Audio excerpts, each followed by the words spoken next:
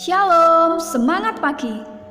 Halo anak-anak, kembali lagi bersama Miss Dwi dalam mata pelajaran Pendidikan Agama Kristen dan Budi Pekerti kelas 5. Tema pembelajaran kita hari ini yaitu Allah Penyelamatku. Sebelum kita mulai, jangan lupa berdoa dulu ya.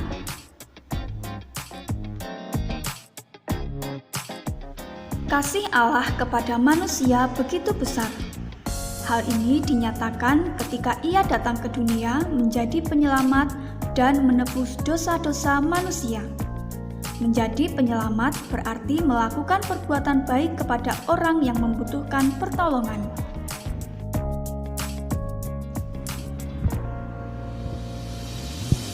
Manusia berdosa memerlukan penyelamatan dari Allah. Penyelamat adalah seseorang yang meluputkan atau menghindarkan orang lain dari sebuah bencana atau bahaya. Semua manusia pada dasarnya menginginkan hidup selamat, baik itu selamat dari bahaya, selamat dari ancaman orang lain, bahkan selamat dari dosa-dosanya. Selamat artinya keadaan seseorang dalam kondisi yang terhindar dari bencana atau bahaya yang mengancam. Manusia membutuhkan keselamatan secara jasmani maupun keselamatan secara rohani. Keselamatan jasmani adalah keselamatan yang diupayakan manusia agar lepas dari bahaya yang mengancam dirinya. Sedangkan keselamatan rohani yaitu keselamatan manusia dari hukuman dosa. Bagaimana cara kita mendapatkan keselamatan secara rohani? Keselamatan rohani hanya bisa diberikan oleh Tuhan Yesus. Orang yang menerima penyelamatan dijadikan anak-anak Allah. Penyelamatan Allah adalah anugerah bagi manusia yang berdosa.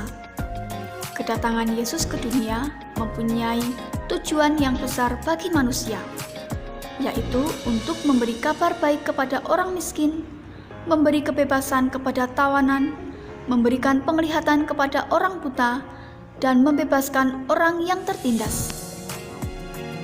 Kita bisa melihat karya penyelamatan yang dilakukan Allah kepada umat-Nya melalui Alkitab. Pada waktu itu, kota Yerusalem dikuasai oleh Raja Nebukadnezar dari bangsa Babel. Raja Nebukadnezar membuat sebuah patung yang terbuat dari emas dengan tinggi 27 meter atau 60 hasta dan diletakkan di daerah Dura.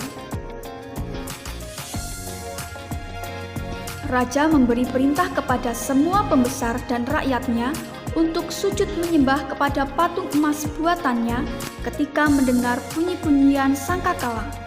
Bagi yang tidak menaati perintahnya, akan dihukum dan dimasukkan ke dalam dapur api. Ada 3 orang yang tidak sujud menyembah kepada patung buatan raja itu. Mereka adalah orang-orang Yerusalem yang menjadi tawanan Raja Nebukadnezar, yakni Hananya, Misael, dan Asaria, yang namanya telah diubah oleh raja menjadi Sadrah, Mesah, dan Abednego. Mereka kemudian ditangkap dan dimasukkan ke dalam dapur api yang sangat panas. Apa yang terjadi di dalam dapur api terhadap ketiga orang tersebut? Ternyata Sadrah, Mesah, dan Abednego mereka tidak terbakar sama sekali oleh api yang sangat panas itu. Tuhan telah menyelamatkan mereka dari dapur api yang menyala-nyala itu, dan mereka tidak terbakar sama sekali, karena Tuhan ada bersama-sama dengan mereka.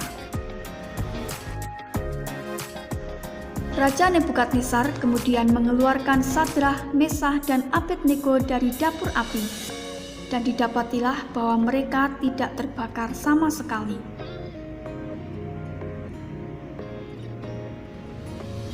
Akhirnya, Raja Nebukadnezar mengetahui bahwa Sadrah, Mesah, dan Abednego adalah Tuhan yang berkuasa. Raja mengeluarkan perintah bahwa barang siapa mengeluarkan penghinaan terhadap Allah yang disembah Sadrah, Mesah, dan Abednego akan dipenggal-penggal dan rumahnya akan dirobohkan. Dan kepada Sadrah, Mesah, dan Abednego, Raja memberi kedudukan yang lebih tinggi di wilayah Babel.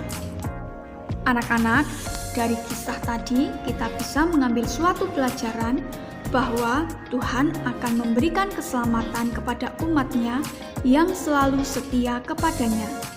Kita patut bersyukur karena mempunyai Allah yang selalu menolong dan setia terhadap kita. Baik anak-anak, demikianlah pembelajaran kita untuk hari ini.